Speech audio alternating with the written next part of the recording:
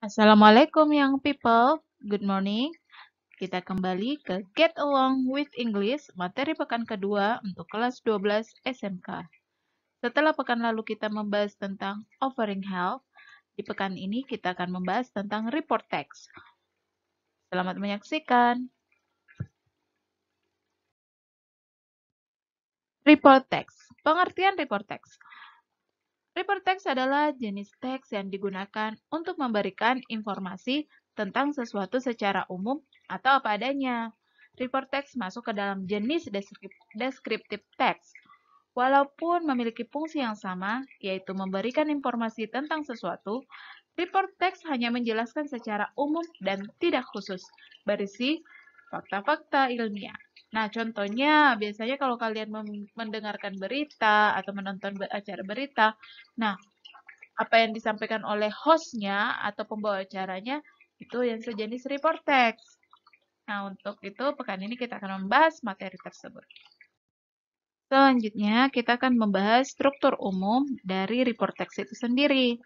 Nah, report text ini atau teks laporan itu terbagi atas dua struktur. Yang pertama, general classification atau klasifikasi umum.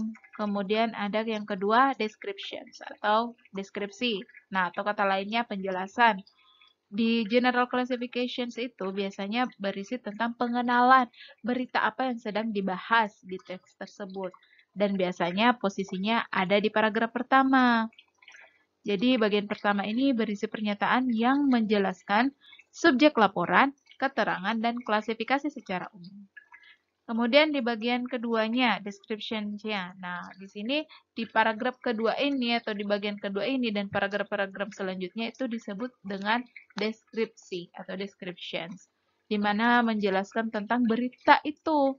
Jadi bagian-bagian terperincinya atau bagian-bagian umum dari berita yang disampaikan itu seperti apa akan ada di bagian descriptions.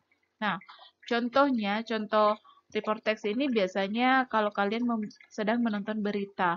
Nah, yang disampaikan pembawa acara itu adalah sejenis report text. Di poin ketiga, ada language features of report. Jadi, ciri-ciri bahasanya, ciri-ciri tata bahasanya.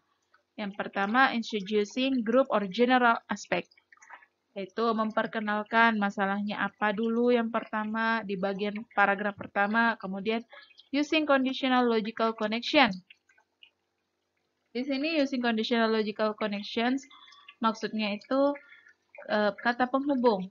Ada kata when, itu artinya ketika, kemudian ada so, jadi, dan kata penghubung lainnya. Kemudian ada poin ketiga yaitu using simple present tense. Nah, untuk tense simple present harusnya sudah dibahas di kelas-kelas sebelumnya, namun nanti kita akan bahas di pertemuan selanjutnya. Di slide ini sudah ada contoh report text, judulnya Greek Yogurt. Nah, kita bisa lihat di situ ada tulisan General Classifications, itu ditujukan pada paragraf pertama. Kemudian ada Descriptions, nah itu adalah struktur umum yang dibahas di slide sebelum ini. Misalnya akan mencoba membaca pelan-pelan teks ini, dan kalian di rumah coba ikuti. Greek Yogurt. Yogurt is one of the oldest and most popular fermented drinks. The word yogurt comes from Turkey and refers to tart, thick milk.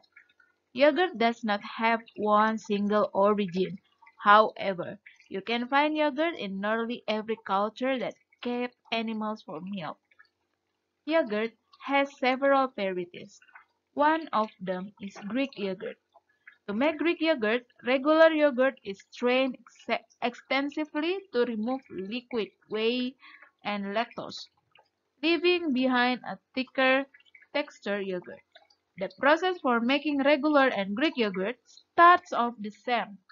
Milk is first heated, then cooled to the desired fermentation temperature. Before bacterial cultures are added, the mixture is then left to ferment until the bacteria grows.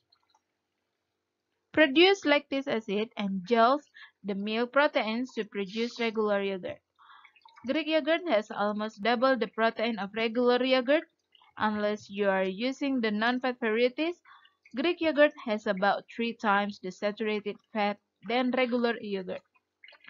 It also contains about half the sodium of regular yogurt and roughly half the carbohydrates of regular. But remember that adding sweeteners to either one will increase the carbohydrate count. The one to choose really depends on texture and dietary preference. Because of its thicker texture and tangier flavor, Greek yogurt is often used a healthier substitute for sour cream, cream fraizy, or mayonnaise. Kalian boleh mengikuti di rumah ya. Coba membaca pelan-pelan. Nah, kita sudah sampai di slide tugas. Untuk materi report text ini, tugas pertama untuk kalian yaitu pertama, menganalisis report text di bawah ini. Nah, untuk menuliskan jawabannya, kalian boleh menuliskan pada modul yang sudah misalnya lampirkan di video ini. Kemudian, jangan lupa kalian harus menganalisis bagian mana yang disebut dengan general classifications, kemudian kedua, mana bagian yang disebut descriptions, seperti contoh di slide sebelum slide tugas ini.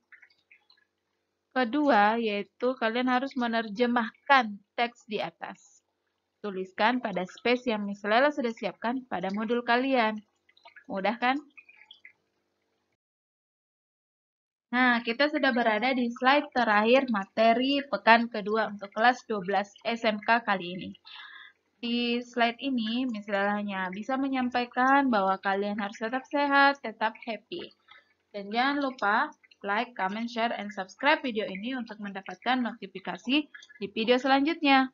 Oh iya, jika kalian merasa materi ini masih sulit atau masih ada yang ingin kalian tanyakan, kalian boleh meninggalkan pertanyaan di kolom komentar atau tanyakan di grup-grup messenger kita.